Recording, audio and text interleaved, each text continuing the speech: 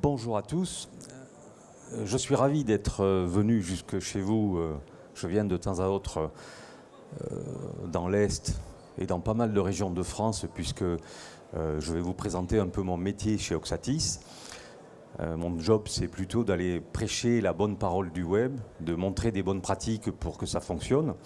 Et par rapport à ce qui était présenté il y a un instant sur le thème de la conférence, en fait, ce sont les bonnes étapes pour soit migrer son site de e-commerce, c'est-à-dire que très souvent, on s'est lancé dans le e-commerce il y a quelques années en arrière, et puis le site, il ne fonctionne pas bien, pour des raisons diverses et variées. On ne s'est pas forcément posé les bonnes questions au départ.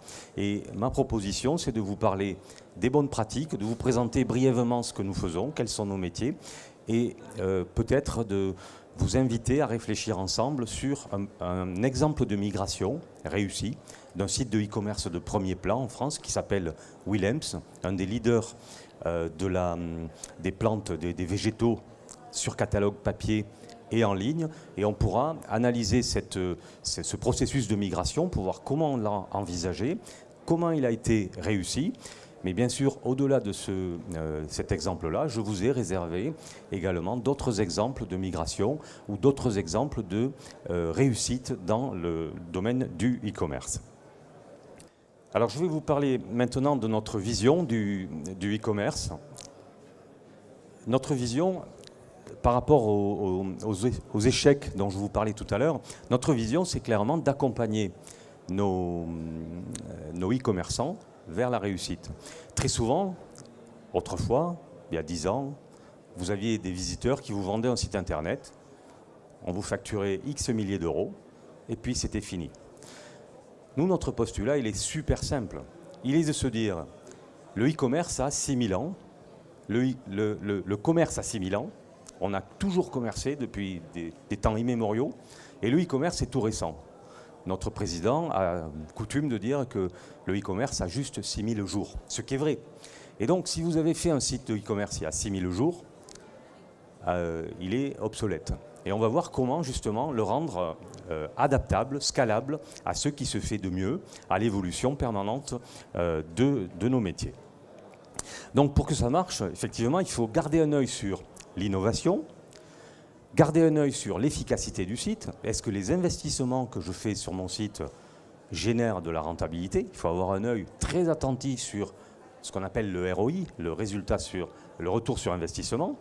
Et comme on n'est pas capable d'être bon partout, se faire accompagner par des experts. Ça, c'est quand même très important. Et on va voir dans les exemples d'échecs que finalement, quand on est commerçant ou quand on est industriel, il faut rester focus sur son cœur de métier, l'industrie ou le commerce. Trouver des clients, trouver des bonnes formules pour développer ses affaires, mais pas passer son temps à développer des fonctionnalités qui existent nativement sur le marché. C'est très souvent source d'erreurs.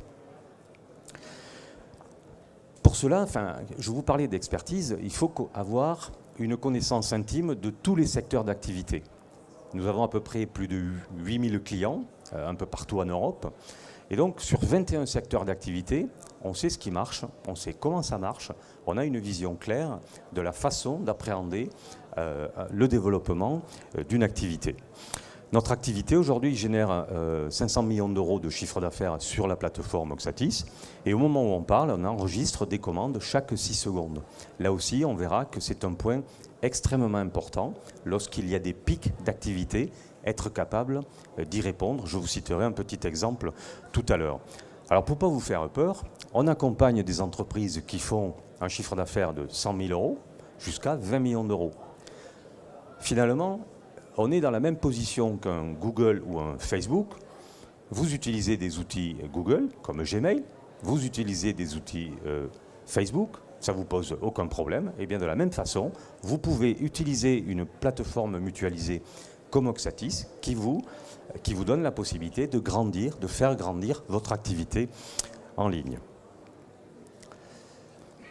Alors pour que ça fonctionne, on s'est entouré d'un certain nombre de compétences, notamment d'un réseau d'experts qui sont pour la plupart basés à notre siège social marseillais, mais nous sommes présents donc à Paris, à Londres, à Barcelone, à Milan, mais en région aussi, à Lille, Nantes, Bordeaux, Lyon, enfin un peu partout en région.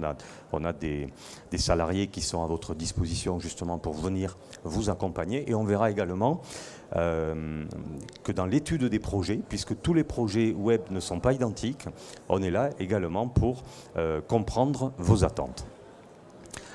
La particularité de nos métiers, c'est d'avoir en interne 35 experts certifiés Google, et Oxatis a été en 2015 la première régie locale e-commerce certifiée par Google. Donc il y a 13 régies locales de Google en France, et Oxatis est là la seule régie locale e-commerce. Alors, un petit point qui ne va pas vous faire, je veux dire, qui n'est pas déterminant pour vous là tout de suite, mais qui est quand même important à signaler. Oxatis, en 2018, vient de rentrer en bourse sur le marché Euronext. Pourquoi ? Tout simplement pour accompagner la croissance d'Oxatis et être en capacité de répondre aux attentes de tous nos clients pour grandir ensemble. Ça, c'est un point qui nous paraît très important. Et également, on a une certaine fierté de voir, et des représentants du CIC sont dans la salle, qu'on a été choisi. On a des partenariats très fins avec des réseaux bancaires, particulièrement le CIC. Alors, pour que ça fonctionne, je voudrais vous parler de 3 piliers fondamentaux. Donc, le SaaS. On a parlé de Facebook, on a parlé de Google, qui sont tous les deux en mode SaaS. Il faut une fonctionnalité avec une profondeur fonctionnelle très élevée, très importante, pour que effectivement vous puissiez répondre aux attentes fonctionnelles de votre projet et de vos clients. Par exemple, une version mobile ou une saisie des portées de commandes pour vos commerciaux. Vous pouvez avoir des tas de particularités à mettre en avant sur votre site, et chaque site, encore une fois, ne se ressemble pas.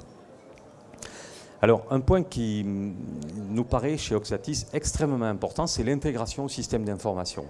Très souvent, on a un site internet, et puis au moment où on veut le faire communiquer avec son entreprise, puisque c'est ça le but, finalement, qu'est-ce que c'est Internet? C'est un réseau de vente, mais qui ne doit pas être différencié du réseau de vente standard. Par exemple, vous avez un logiciel de caisse au magasin ou un logiciel de gestion commerciale dans votre entrepôt. Il n'y a aucune raison que les commandes qui arrivent du web soient traitées différemment.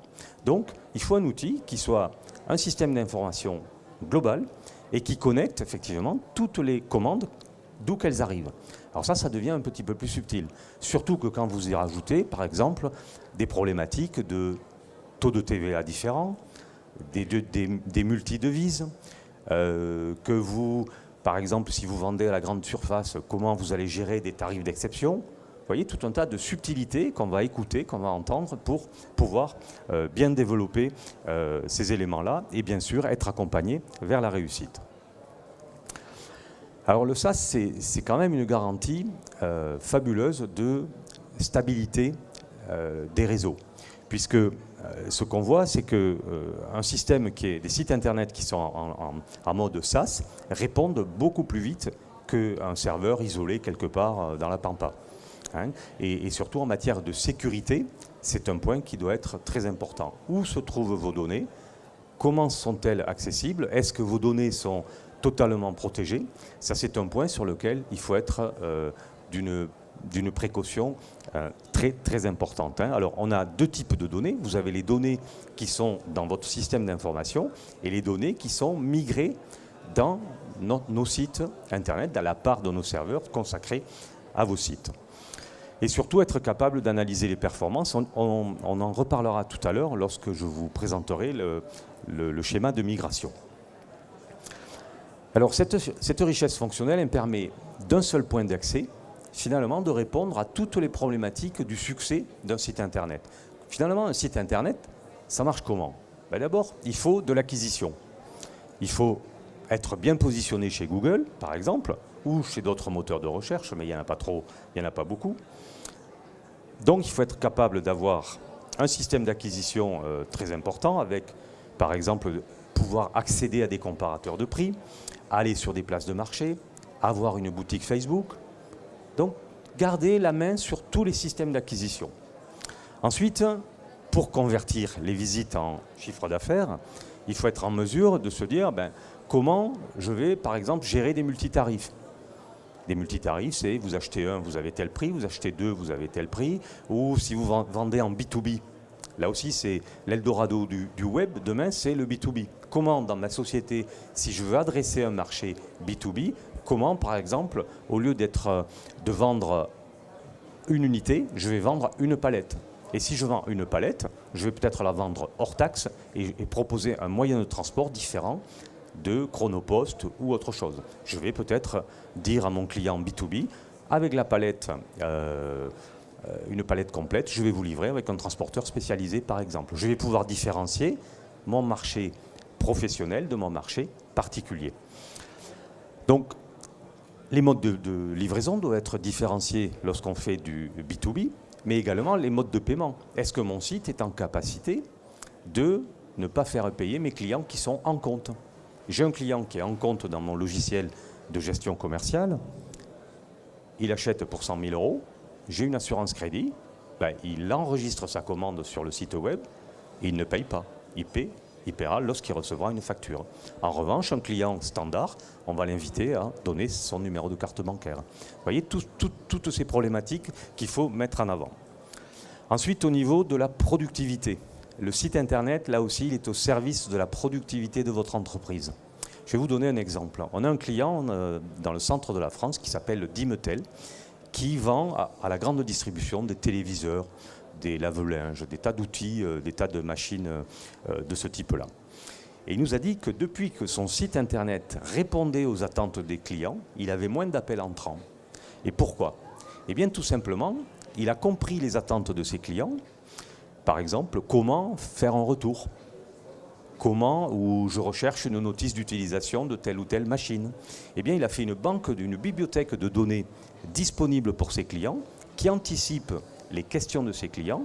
De ce fait, il a moins d'appels entrants et il a ce qu'on appelle une UX, une expérience client de meilleure qualité.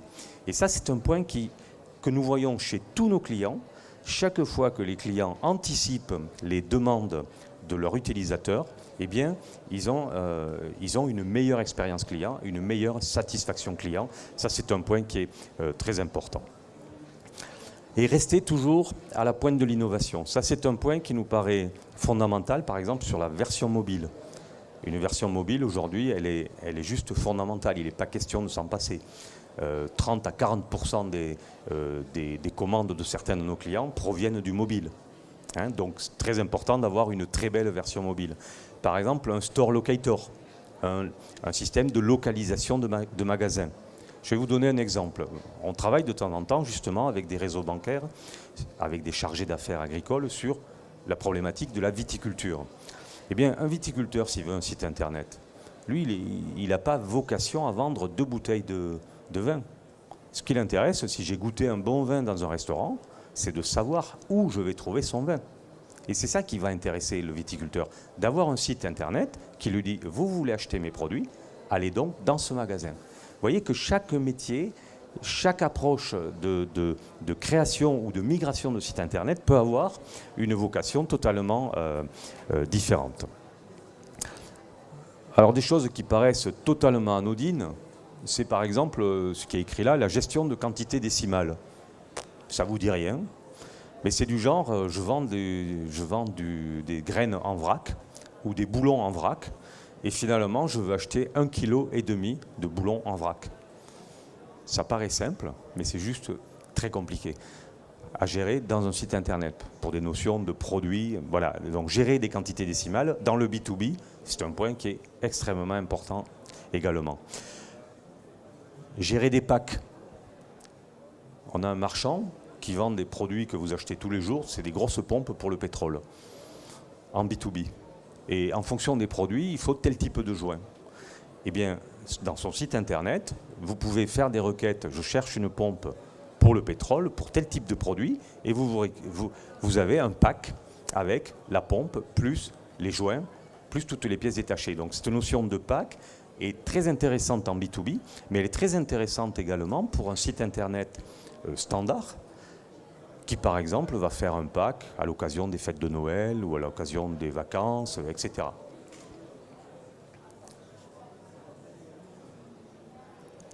Alors pour que ça fonctionne également, il faut pouvoir lancer rapidement un site. Donc notre promesse, c'est vraiment de mettre en ligne le site ou de le migrer très rapidement. Ensuite, d'optimiser la conversion. Vous avez une idée des taux de conversion, d'un bon taux de conversion d'un site? Le taux de conversion, je parle chinois ou c'est quelque chose qui vous parle? Voilà, le taux de conversion, c'est le nombre de commandes enregistrées par rapport au nombre de visites. Alors, on a coutume de dire que si vous avez un taux de conversion de 1%, votre marketing vous coûte super cher. Alors, on va voir qu'il y a des métiers où le taux de conversion moyen en France, c'est autour de 2%, mais vous avez des sites qui sont des sites un peu verticaux, qui performent avec des taux de conversion très élevés. Par exemple, si vous ne vendez qu'un seul produit.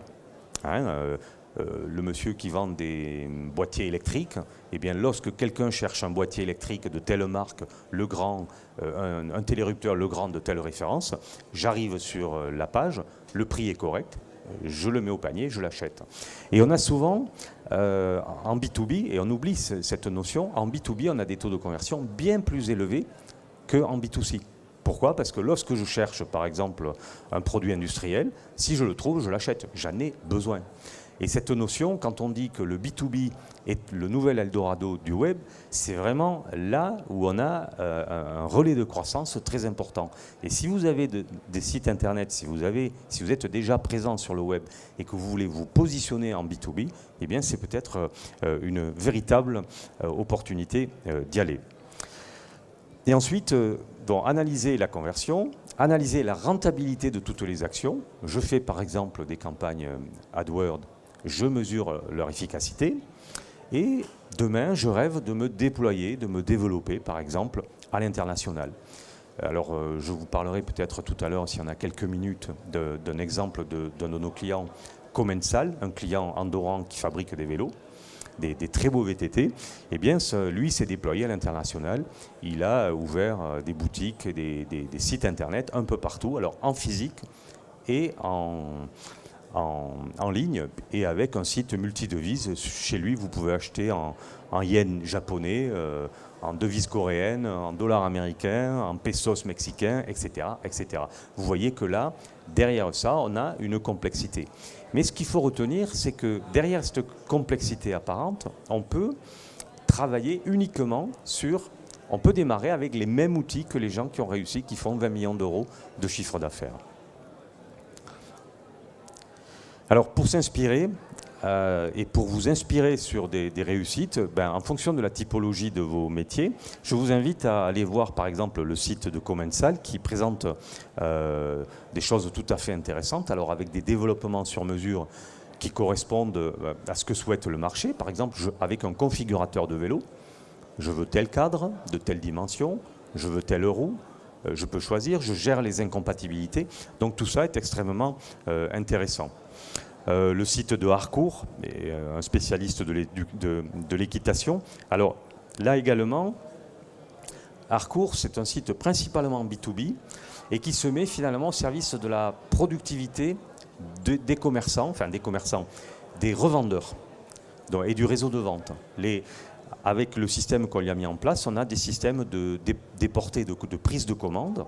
Et ce monsieur enregistre dans le monde entier les commandes qui viennent directement dans son site internet. Et c'est les commerciaux qui, sur des tablettes, peuvent faire ce qu'on appelle des saisies, déporter des commandes. Willems, je vous en parlerai dans un moment. Le site de l'école de ski français. Alors c'est un site qui est invisible. Pourquoi? Parce que c'est un site B2B réservé aux moniteurs. Donc c'est un site, vous voyez, à accès réservé. Mais pour vous montrer que chaque site a ses problématiques. Et j'adore particulièrement le site de Maison Lascours, qui est un boucher de Toulouse, qui lui avait 6 ou 7 magasins et qui a décidé, au lieu d'ouvrir un autre magasin, d'utiliser le web et d'utiliser l'opportunité donnée par Chronofresh, justement, pour vendre des belles pièces de viande en ligne au lieu d'ouvrir un autre magasin. Et la première année de migration, parce que c'est une migration aussi, il a réalisé 1 million d'euros de chiffre d'affaires en boucherie, ce qui est tout à fait remarquable. Et vous verrez, dans son site, il utilise tous les ressorts de l'envie, du marketing. Par exemple, les produits Pâques, il fait des produits Pâques pour Pâques. il vous fait un pack avec l'agneau, les herbes, le rosé qui va bien, etc. Donc il a compris comment tout cela fonctionnait. Alors, on va parler maintenant des bénéfices de l'intégration du site marchand à votre gestion commerciale. Finalement, on n'y pense pas souvent. On y pense lorsqu'on commence à avoir des problèmes. Et nous, on est assez effarés lorsqu'on va chez des clients, qu'on voit que, par exemple, des commandes qui arrivent par le web, elles arrivent sur des fichiers à plat et ils les envoient, par exemple, au Maroc pour ressaisie. Alors que tout ça peut se faire de façon tout à fait standard. Alors, pourquoi il faut connecter son site, son ERP, au site Internet? Mais tout simplement, c'est qu'on aura toutes les données qui vont être connectées. C'est-à-dire que les commandes et les stocks, les règles tarifaires, les clients, par exemple une base de clients, on va l'importer dans le site Internet et ça va nous permettre de communiquer instantanément avec la base de clients, envoyer du SMS, envoyer du mail par exemple. On pourra appliquer des règles de gestion, les tarifs d'exception en matière de grande distribution par exemple, et on va faire communiquer le site Internet et le REP. Et ça c'est tout à fait important puisque ça va contribuer à enrichir l'expérience client. Vous pouvez dire à vos clients, cette marchandise n'est pas disponible, mais dans votre REP, vous pouvez très bien faire une entrée de stock qui va être poussée sur le site Internet avec livraison à 15 jours. Ou par exemple, les encours de fabrication dans votre usine, vous pourrez dire, ces encours de fabrication, je les dépose sur le web, mais avec un délai de livraison de 15 jours par exemple. Donc vous pilotez de manière très fine ce que voit le client sur le site et vous pouvez bien sûr, on n'aura pas le temps de rentrer dans 1000 détails, mais vous pouvez piloter la façon dont la connexion entre le REP et le site va s'opérer. Vous pouvez dire, je la veux en temps immédiat. Je n'aime pas trop le terme temps réel parce que c'est jamais réel à la seconde. Mais vous pouvez dire, chaque heure, je veux le faire, ou chaque jour, ou en temps réel, effectivement, c'est-à-dire chaque fois qu'il y a un événement, vous pouvez dire je fais communiquer mon site internet à ma base d'articles. Alors tout ça, ça permet donc d'optimiser donc ces mises à jour et ça fonctionne quels que soient donc les logiciels que vous avez en interne. Ça peut être Sage, Ciel, Websoft, EBP et également la bonne nouvelle, c'est qu'on fait communiquer de plus en plus des bases externes, par exemple des bases Talend. Vous pouvez aller interroger des bases lointaines sur des problématiques, par exemple, de gestion de TVA, de choses un peu, des règles métiers un peu complexes. Alors pourquoi finalement on ferait du e-commerce en B2B? Alors, je n'aime pas le terme, on est en retard en France, mais c'est vrai qu'en Angleterre, le volume... Est-ce que vous avez une idée du volume de chiffre d'affaires du B2B en France ou du B2C? Pour vous donner une idée, le B2C, c'est-à-dire le commerce entre un site internet et les particuliers, représente en gros 70 milliards. Et on a la même valeur à quelque chose près en B2B. Et on n'en parle jamais. Et les perspectives de croissance sur le B2B en France sont x5 dans les années qui vont venir. Donc là, on va arriver à 200 millions quelque chose comme ça dans 4 ou 5 ans. Hein, donc c'est quelque chose, il y a une opportunité de croissance tout à fait considérable. Alors qu'est-ce qu'on peut faire en B2B? On peut par exemple déstocker sur des places de marché. On peut avoir un extranet de commande avec une politique tarifaire complexe. Je vous en parlais, c'était les fameux tarifs d'exception. Hein, chaque fois que j'ai des clients qui ont des tarifs particuliers, à la palette, au camion complet, qui ont des remises de fin d'année, enfin des choses un peu compliquées, on peut le gérer. Ça vous permet d'améliorer la qualité de votre productivité commerciale. Si vous dotez vos commerciaux de tablettes, ils vont pouvoir prendre directement les commandes par tablette sur votre site internet. Digitaliser son catalogue, ça permet de rester en prise directe avec, par exemple, la réglementation. J'ai à l'esprit un vendeur de pièces d'hélicoptère qui faisait un catalogue 2 fois par an. Eh bien, il y a des évolutions réglementaires sur des pièces, par exemple, qui interdisent l'utilisation d'une pièce de tel niveau. L'Internet lui permet d'être en permanence à jour de la réglementation liée à des pièces, par exemple. On va voir qu'il y a un autre exemple tout à fait intéressant. Dans le B2B, par exemple, on pourra aussi imaginer de se développer à l'international. Et ça, c'est quand même une opportunité formidable. Je vous parlais des multidevises, multilangues, etc. Et dans le B2C, si vous voulez aussi vendre en B2C, vous pouvez avoir un site internet qui s'adresse à des particuliers ou à des professionnels en différenciant les prix de vos catalogues et l'affichage, par exemple, affichage TTC, affichage hors taxe pour des clients B2B. Alors, on vous a préparé un document qui est intéressant. Vous pouvez télécharger cette présentation en PDF et on vous a mis un lien ici. Vous pouvez télécharger un cahier des charges qui permet de comprendre comment vous allez pouvoir, par exemple, envisager une migration ou envisager la création d'un site Internet. On ne va pas le développer plus longtemps, sinon on n'aura pas trop de temps, mais par exemple, certaines fonctionnalités clés qui nous paraissent clés, il est très important que vous les ayez à l'esprit et on vous propose donc, dans la rédaction de ce cahier, de voir comment cela fonctionne. Alors j'aimerais vous parler, alors pas forcément de création d'un site Internet, bien sûr, mais finalement on va retrouver les mêmes bonnes pratiques. Je vais vous montrer maintenant comment un client comme Willems, qui utilisait la solution Magento, a migré, comment on a pris en charge la migration de son activité chez Oxatis. Alors en fait, ils se posaient depuis un moment des questions sur leur projet de refonte. Chez Magento, ils n'avaient pas nécessairement toutes les fonctionnalités nécessaires et surtout le budget nécessaire au développement spécifique pour avancer.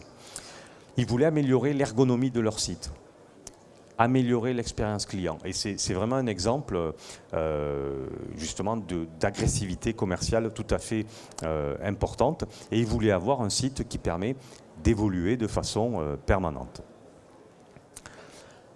Alors ce qu'on entend très souvent lorsque nous prenons des migrations, des projets de migration, c'est se libérer des contraintes techniques. Et ça, c'est un dénominateur commun. La plupart des clients qui veulent migrer sont fatigués de passer 2 jours par mois, des heures et des heures de travail pour, par exemple, faire des mises à jour, développer des fonctionnalités sur mesure dont finalement, qui ne sont pas nécessaires parce qu'elles sont natives sur le marché. C'est-à-dire que, par exemple, chez Oxatis, on a des fonctionnalités qu'on a développées pour des milliers de sites. À quoi ça sert d'aller faire fabriquer une fonctionnalité qui va marcher moins bien, qui va vous coûter beaucoup plus cher lorsque vous la faites une fois? Et ça, c'est quelque chose, nous sommes des industriels de la fonctionnalité, et donc, lorsqu'on développe une fonctionnalité, on la met à disposition de tous nos clients, et elle devient native sur la plateforme. Elle est testée, elle est validée. Et ça, c'est une approche qu'il faut bien comprendre. Parce qu'aujourd'hui, le web, c'est devenu quelque chose qui est industriel. Encore une fois, nos amis banquiers ne se sont pas rapprochés de nous juste pour se faire plaisir. Ils ont bien compris que là, on était dans une expertise métier, une expertise technique tout à fait intéressante. Et ce côté, je vous le disais en préambule, ne pas confondre son métier, rester focus sur son métier ou son commerce et se libérer des contraintes techniques, je vous assure, et on va le voir dans l'exemple de Willems. Alors effectivement, chez Willems, les personnes qui passaient, 2 salariés, passaient leur temps à gérer des problèmes techniques, on ne les a pas mis à la porte. On les a réaffectés à des tâches beaucoup plus nobles. Je ne dis pas que le côté technique n'est pas noble, mais des tâches beaucoup plus productives pour l'entreprise. Par exemple, ce sont des gens qui ont été affectés à l'expérience client, à améliorer le parcours client dans le site Internet. Qu'est-ce que c'est? À quel moment je perds des clients?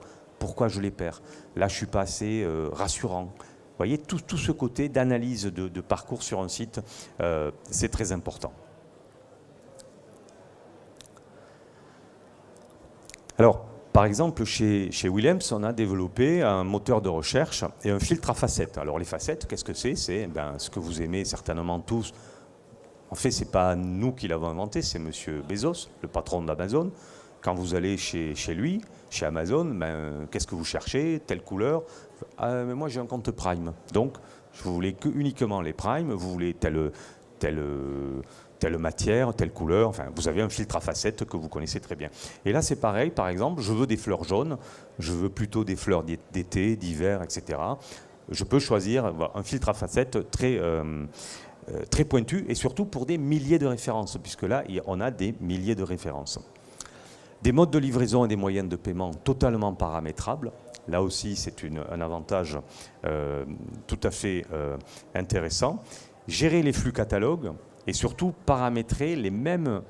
ils avaient un problème, ils ont une clientèle vieillissante qui était habituée au catalogue papier et il fallait également mettre le même niveau de référence sur le catalogue papier et sur le site internet, puisqu'il y a quand même une nouvelle génération de nouveaux papis qui savent utiliser le web, qui aiment bien le catalogue et qui commandent en ligne, parfois depuis le smartphone.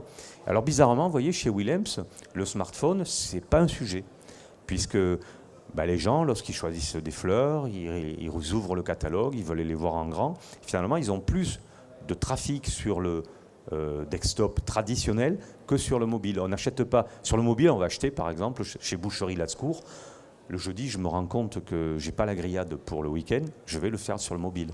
Et vous voyez, toute cette approche un peu psychologique de la façon dont les clients vont acheter et naviguer sur votre site, ça c'est un peu ce que nous avons compris de l'expérience que nous avons depuis tant d'années. Quand on migre également, il ne faut pas perdre son référencement. Si vous avez des belles pages bien référencées, il ne faut juste pas le perdre. Donc on va récupérer le capital SEO pour là également le migrer. Il ne faut surtout pas migrer sans se poser la question comment mes bonnes positions sur Google, je vais les conserver. Là également, c'est un travail assez considérable à faire. Alors, pourquoi le SaaS? Eh bien, le SaaS permet d'avoir un certain nombre d'évolutions. Chez nous, on en fait 150 par an. Par exemple, si on veut intégrer Amazon Pay, ça vous prend 3 clics. Alors, pourquoi on intégrerait Amazon Pay, le système de paiement d'Amazon? Encore une fois, ce n'est pas nous qui le voulons, c'est le marché qui veut ça. Si M. Bezos a dit à ses clients Amazon, je vous laisse Amazon Pay et vous pouvez payer avec ce système, avec la carte bancaire que vous avez confiée à Amazon, eh bien, le système, c'est que la carte bancaire que vous avez déposée chez Amazon, vous pouvez l'utiliser pour payer sur un site tel que Willems. Et c'est très rassurant, puisque le client, il se dit, oui, mais si j'ai un problème, c'est quand même Amazon. Et ça, c'est un facteur de réassurance extrêmement important également. Hein. Donc, c'est disponible en 8 langues, mais c'est une petite anecdote au niveau des paramètres de paiement qui sont disponibles, et ça permet effectivement de répondre aux évolutions des usages. Autre exemple, et qui va vous parler, vous savez que cette année, on a eu 2 réglementations nouvelles. La certification des logiciels de caisse. Est-ce que vos logiciels de caisse ou vos sites internet sont à jour avec la nouvelle loi de finances? Un site internet, je vous rappelle que c'est une machine à vendre et à générer des factures. Et de ce fait, il doit correspondre à la loi de finances, c'est-à-dire que ce doit être un logiciel certifié. Alors on ne va pas rentrer dans les détails des codes qu'on doit intégrer là-dedans, mais si vous voulez, si vous n'êtes pas certifié sur vos sites internet, soyez très attentifs, il faut qu'il le soit rapidement. Vous avez tous entendu parler également de la RGPD. Eh bien là, c'est pareil. Comment je fais pour adapter rapidement, pour mettre mon site rapidement en conformité avec le RGPD? Eh bien, par exemple, ce qui a convaincu Willems qu'ils allaient migrer, eux, ils avaient 30 000 € de développement spécifique pour mettre le site en conformité sur leur solution open source. Chez nous, c'est 3 clics. Pourquoi? Parce qu'effectivement, la RGPD, on l'a développée pour tous nos marchands. Il n'y avait pas d'autre option. On ne pouvait pas se permettre de dire à tous nos marchands vous n'êtes pas conforme à la certification des outils comptables ou à la RGPD. Donc, alors ça c'est le SaaS qui veut ça, hein. C'est-à-dire que cette façon de fonctionner, ce pilier finalement du succès d'un site de e-commerce est très important à comprendre pour comprendre que là, vous avez l'évolution qui est au cœur de la réussite. Alors, je vous le disais tout à l'heure, par exemple, que si je prends le catalogue papier Willems, je vais trouver exactement les mêmes références et je peux aller sur le site internet et les commander directement sur le site. Et la migration de Willems, elle a été couronnée de succès et vantée justement sur Capital. Il y a eu tout un billet à ce sujet. Allez le voir. C'est un site qui est tout à fait intéressant sur le graphisme. Votre site, par exemple, quelle est la qualité graphique à laquelle vous rêvez. Des petits détails, vous voyez, sur la connexion, c'est un petit jardinier, sur le panier, c'est une brouette. Ce sont foultitude de petits détails qui font que votre site correspond à ce que cherchent les clients. Alors, on va parler maintenant des contraintes techniques. Vitesse de chargement plus rapide. En gros, on a gagné, par la migration, on a gagné 30% de vitesse de chargement en moyenne. Et on a coutume de rappeler toujours notre ami Jeff Bezos qui dit que 100 millisecondes de latence sur ces sites, c'est 1% de chiffre d'affaires. C'est-à-dire que c'est très considérable. D'ailleurs, observez votre comportement sur un site qui est lent. Par exemple, en période de solde, un site qui est lent, que se passe-t-il? Vous vous en allez. Et donc cette notion de rapidité et de stabilité, c'est extrêmement important. Et j'ai souvent cité l'exemple, puisqu'on sort de ce bel été. Je pense que beaucoup d'entre nous ont fait l'apéritif de façon raisonnable, j'espère, et consommé peut-être un peu de saucisson. Eh bien, on a un client qui est l'inventeur de la guillotine à saucisson, qui s'appelle So Apéro, et qui un jour passait à Capital. Et il nous a dit, mais attention, dimanche, je vais passer chez Capital. Mon site, il faut qu'il tienne le choc. Et effectivement, avec un site mutualisé sur des serveurs tels que les serveurs puissants que nous avons chez Oxatis, ce qui aurait pu être le plus beau jour de sa vie professionnelle l'a été, puisqu'il a enregistré dans la soirée de dimanche 1 an de chiffre d'affaires. Mais si son site avait provoqué une erreur 404, il aurait eu un désastre. Donc vous voyez, c'est pas anodin, c'est quelque chose dont on parle peu, cette notion de vitesse, mais c'est également quelque chose d'extrêmement impactant dans la réussite d'un projet e-commerce, d'avoir à l'esprit ce genre de données. Alors, là également, c'est les fameuses erreurs 404. Ici, on se retrouve... Alors ça, ce sont des chiffres qui sont bien sûr disponibles sur le web. Vous pouvez faire une requête sur les moteurs de recherche. Disponibilité des serveurs Oxatis à 10-15 ans. Vous avez des chiffres officiels. Et nous, on est à peu près à 99,9% la disponibilité d'hébergement. La vitesse d'affichage des pages, ça aussi, hein, on vient d'en parler. Les bugs techniques, est-ce que c'est interopérable? C'est-à-dire, effectivement, est-ce que je navigue sur le mobile ou sur le desktop? Est-ce que je vais récupérer mes paniers? Est-ce que ça va être... Vous voyez, toutes ces évolutions, il faut en parler. Au niveau sécurité, vous entendez souvent parler des attaques par déni de service, donc une attaque massive sur des petites entreprises. Alors ça, il ne faut pas se leurrer. Aujourd'hui, les grandes entreprises, elles sont protégées. Les hackers attaquent très peu des grosses boîtes, bien qu'on voit encore des grosses maisons se faire hacker. Mais finalement, les cibles sont plus des petites PME. Et on voit souvent des sociétés qui se retrouvent en grand danger parce qu'elles ont subi une attaque tout à fait importante. Le point qui est très intéressant aussi, c'est de disposer d'un support technique. Est-ce que lorsque vous avez un problème, est-ce que le support technique est à votre disposition? Ça, c'est une vraie belle question à laquelle il faut pouvoir répondre.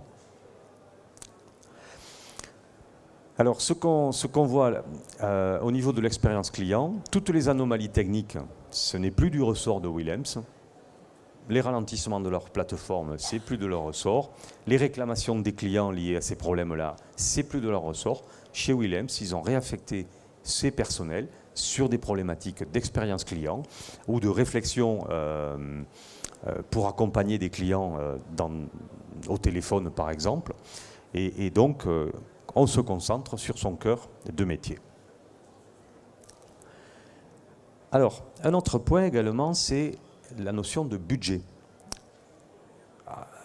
Ce qui ressort de notre responsabilité, c'est toute l'infrastructure, l'hébergement, tout ce qu'on a mis à leur disposition, une architecture sécurisée, toutes les mises à jour, les tests, l'évolution de la base de données, ça c'est notre job également.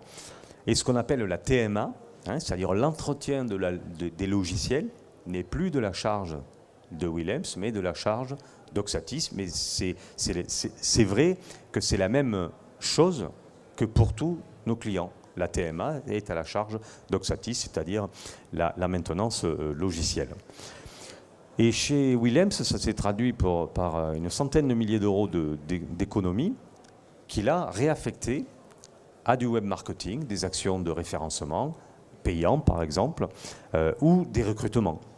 En tout cas, vous voyez que pour la même activité, il a pu économiser une centaine de milliers d'euros.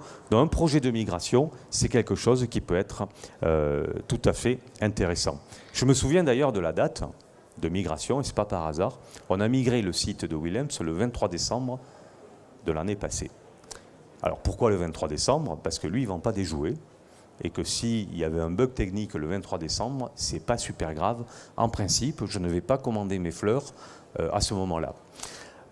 Donc je vais vous parler maintenant de la prise en charge du projet, comment ça se passe, parce que ça me paraît être une information assez fondamentale lorsqu'on veut décider de migrer. Est-ce qu'on va être seul? Est-ce qu'on va être accompagné? Et je vous le disais en préambule, l'accompagnement chez nous, ce n'est pas un 20 mots. Et c'est vraiment, je veux vous donner quelques mots de cette prise en charge. D'abord, on démarre. On va faire un audit fonctionnel et des recommandations nécessaires à la gestion de ce projet. Quelles sont mes attentes en matière de design? Tout ça, on voit que c'est relativement facile. Former les équipes à la solution. On va changer de solution, donc il faut assurer une formation. Comment on va paramétrer le catalogue et le back-office? Comment paramétrer, par exemple, les paiements, les livraisons, bref, mettre en place tous ces éléments-là. Récupérer le capital SEO qu'on souhaite récupérer pendant la migration. Et quelle est l'échéance de mise en ligne, par exemple. Alors, pourquoi on veut migrer, finalement? Si on se pose la question, c'est souvent, on veut croître. On veut croître et pour croître, par exemple, je veux me déployer à l'international ou je veux pouvoir vendre sur des places de marché. Et j'ai une solution qui ne me permet pas de le faire. Par exemple, chez nous, on peut exporter des données vers des places de marché, vers des comparateurs de prix. On peut analyser la performance de chaque export et donc décider de supprimer tel ou tel article de l'export s'il n'est pas rentable. On veut surtout s'affranchir de problèmes techniques. Ça, c'est souvent ce qu'on voit, c'est je ne veux plus subir des problèmes techniques. Il n'y a rien de plus anxiogène que de se retrouver une veille de solde, une veille de Noël avec un site qui est en train de s'arrêter. Ça, c'est pas ce qu'on veut. Et l'enjeu, bien sûr, c'est la gestion de projet qui fonctionne à date.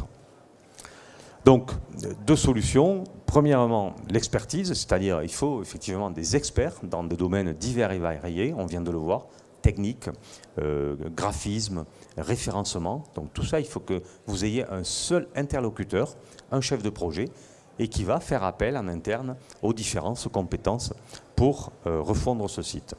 Et bien sûr, le SaaS, bien sûr, qui est le pilier qui permettra de travailler.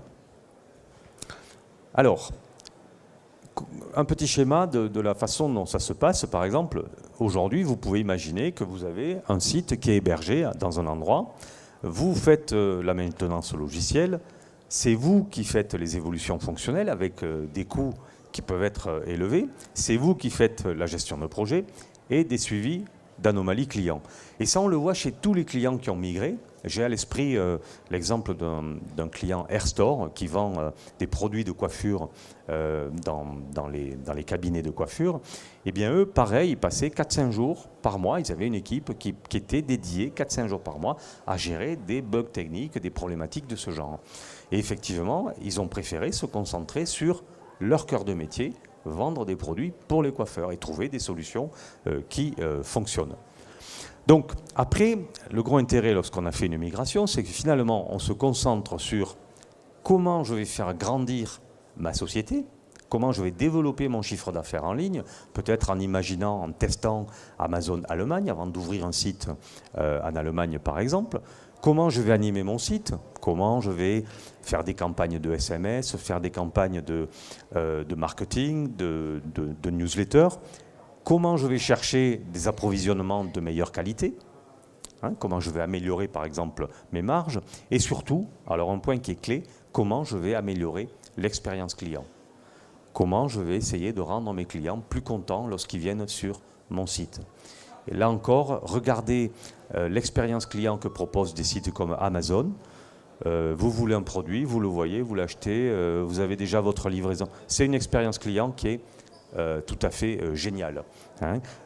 D'ailleurs, qu'on voit souvent dans d'autres sites, mais on est... Alors dans d'autres sites qui paraissent très importants, des sites comme je sais pas, L'Oréal, Air France, Voyage SNCF, etc.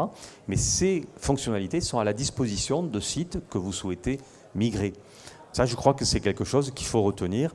Aujourd'hui, dans le succès d'un site, il y a l'expérience client qui est au cœur. Et nous travaillons beaucoup là-dessus, sur la facilité que vous donnez à vos clients, la facilité de navigation, et surtout la façon de trouver les clients où ils sont. Les clients, aujourd'hui, ils sont sur leur smartphone, ils sont sur Facebook, il faut parler à vos clients où ils sont. Et quand on parle d'animation commerciale et de marketing de contenu, c'est vraiment réfléchir à la façon dont on va trouver les clients en utilisant tous ces canaux et en se concentrant sur ces canaux, en étant accompagné. Voilà un peu ce que je voulais vous dire pour le sujet. Je suis à votre disposition pour des questions, bien sûr.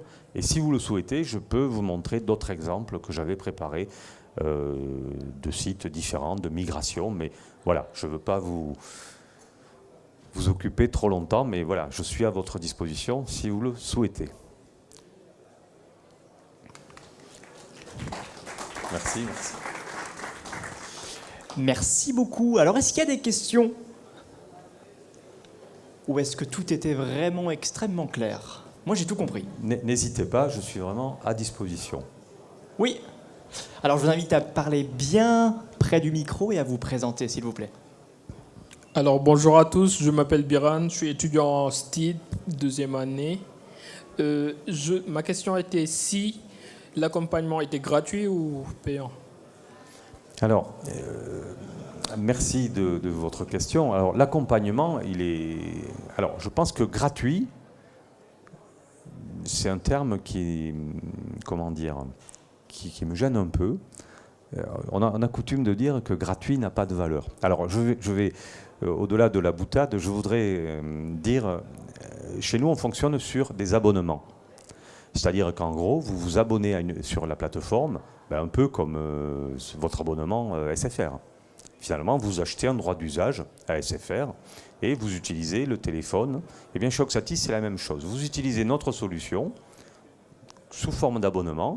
Et au-delà de cet abonnement, vous avez peut-être des fonctionnalités qui vous sont propres, qu'on va développer pour vous, pas nécessairement. On va peut-être les développer pour plein de clients, mais vous pouvez utiliser ces fonctionnalités.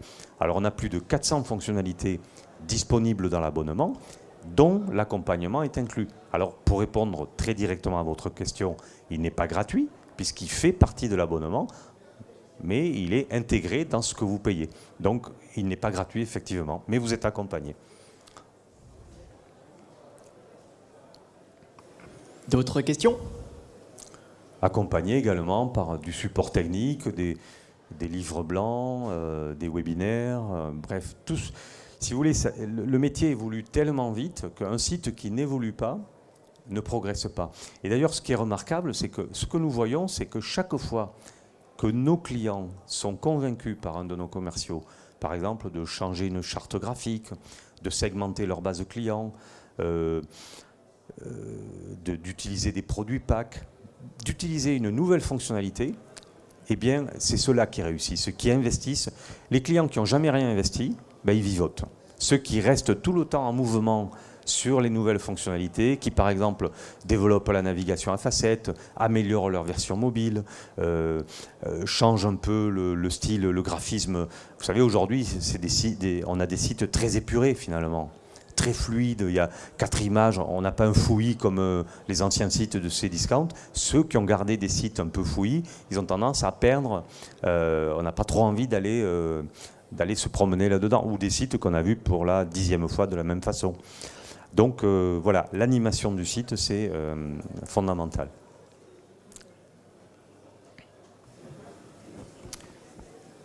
Merci beaucoup. Merci à vous. Plus de questions? Ben, merci beaucoup en tout cas pour votre attention. Demain, sur cet espace, on va voir pas mal de choses, des conférences, des tables rondes, des workshops. Et en fait, on va commencer à 9h et on va parler industrie du futur. Comment réussir et accompagner la transition vers l'industrie du futur. Et pour les spécialistes, à 10h, on a un workshop avec le fameux blogueur Corben. Donc, merci à toutes et à tous. Merci et à demain. à vous. Merci bien.